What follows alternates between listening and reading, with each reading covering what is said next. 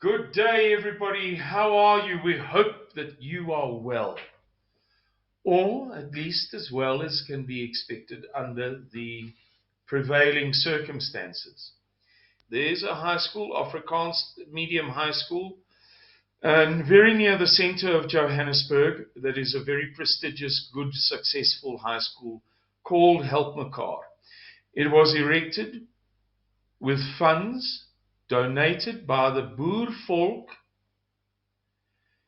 for the sake of the families whose husbands were incarcerated on the fort in the fort on what is now known as Constitution Hill in Johannesburg.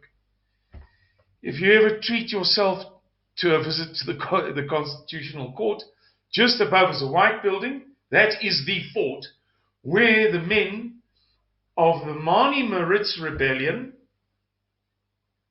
during World War I, including Oom Sine van Rensburg, where some of his most important and special visions occurred, where they were incarcerated. And so the Boervolk raised money to establish this school for the sakes of those families, that the children and the women could be near to their husbands. And would you believe me if I told you that of the original funds raised, there are still monies remaining? Isn't that marvelous? Isn't that a beautiful story? And there's coming a time now when the word Help Mekaar and Saam staan, when those words are going to become more prevalent in our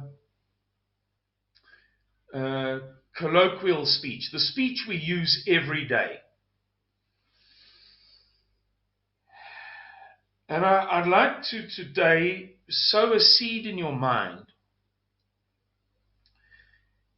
not provide some solution, but Mr. Miller and I and others are doing a tremendous amount of research on the likely events that may transpire over the next period. Massive economic crisis, social instability, and so on. This is almost inevitable according to every risk model and scenario planning model that we have used. There are 4 types of businesses or endeavors which may flourish, but at the very least survive the forthcoming crisis. The first is producers of essential needs. In other words, or providers of essential needs. In other words, many farmers may go bankrupt because of a reduced demand, because of reduced purchasing power. People will be poorer, they won't eat so much meat. Some farmers will not be able to keep their heads above water. But farming is a good example of an activity that will continue, perhaps on a reduced scale, perhaps on smaller farms. We don't know how everything is going to pan out. Another example of this concept of producers or providers of essential needs is doctors. There will always be a need for doctors, as there will always be a need for food. And even in the worst case scenario, people will give doctors 6 eggs, a chicken, whatever.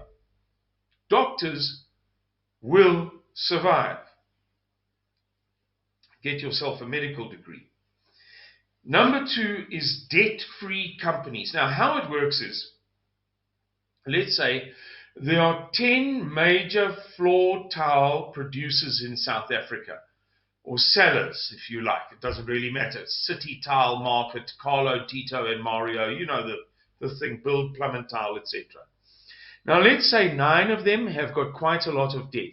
And this economic crisis that is being disguised by the coronavirus, let's say new floor tiles are no longer the obsession of every housewife.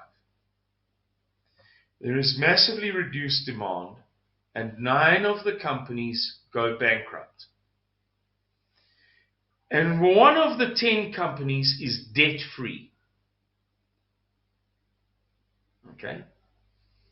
That company may yet survive, even though the market has been drastically reduced, because there will still be some demand for new floor tiles. The third category of businesses or human endeavors which may flourish in, or at least survive, the forthcoming economic crisis is innovators. It's unlikely that people will buy new iPhones as frequently as they have done in recent years, or that they will be as obsessed as they have been by gimmicky, novel apps. But some innovations, some creativity will be very, very heavily rewarded, because human beings always want a better solution. Okay, the fourth category is businesses that are the object of long-term sentiment. Now, this is a somewhat tricky department. Some people will ensure the longevity or the survival of certain businesses simply because they've always been there and they are regarded as icons. I'm going to give you a random example, which is actually not a good example, because Ford Motor Company's debt has just been downgraded to junk, and they have $150 billion that they cannot pay back. But Ford is an icon, and it just may happen. I said it's a bad example, that Ford weathers this storm, because people will ditch Hyundai, and they'll ditch Kia, and they'll ditch this, and they'll ditch that, but many people will cling to their icons. Yeah, so to summarize, there are 4 types of businesses which may flourish or at least survive this crisis. Businesses, human endeavors. Producers of essential needs, debt-free companies, whether they produce or provide an essential need or not. Innovators, not all but some, and businesses that are the object of long-term sentiment, icons in people's minds. The kinds of businesses which may struggle are, for instance, Facebook. It has absolutely no value whatsoever to anything, except that it's an opportunity to klets and to brag. Beyond that, it has no value. It doesn't really save babies' lives, although I'm sure they've got some advertising program or advertising marketing program in which they claim that they have done many good things for the world. It's nonsense.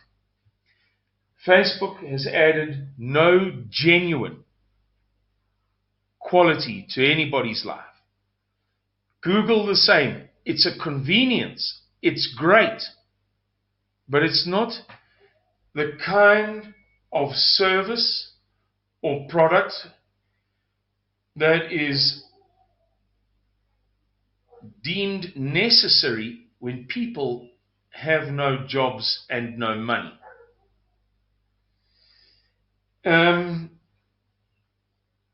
Now, the same applies to professors. You know, in poorer times, education was a highly esteemed thing. If you had an education, boy, you were the bee's knees. But in poorer times, very many fewer professors were really needed by society. And so you didn't have this phenomenon of scores of professors and lecturers in the field of gender studies, for pity's sake, in days gone by.